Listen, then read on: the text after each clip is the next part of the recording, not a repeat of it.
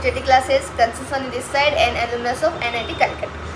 We were discussing the location of roots and we have discussed a lot of categories, including the first one was if the number k lies in between the roots. Then second we discussed the number k lies outside the roots. Then we moved forward, number k lies outside the roots but in a particular direction. After that we have seen what happens if exactly one root lies in between the interval k1 and k2. After that we have seen what happens if both the root lies in between the two numbers k1 and k2. Now this is the last video of location of roots and we will be discussing what happens if both the numbers k1 and k2 are in between the roots alpha and beta. Okay, so the last video of the location of roots series.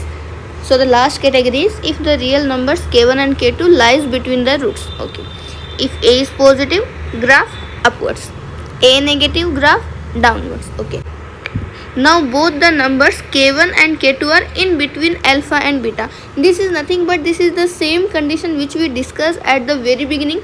First category we discussed was the number k lies in between the roots alpha and beta, and the condition was d is greater than 0 and then a into f of k is less than 0. The same thing we will do here. K1 is in between alpha and beta, so what we will say d is greater than 0 and a into f of k1 is negative. Likewise, in the same manner k2 is also in between alpha and beta, so what we will say that a into f of k2 is negative. Basically, if we have numbers k1 and k2 in between the roots, then the condition will be d is greater than 0, then a into f of k1 is negative and a into f of k2 is negative. So we are done with all the video series of this location of roots. In the next video we will be just to summarize all the categories once. Okay, thank you.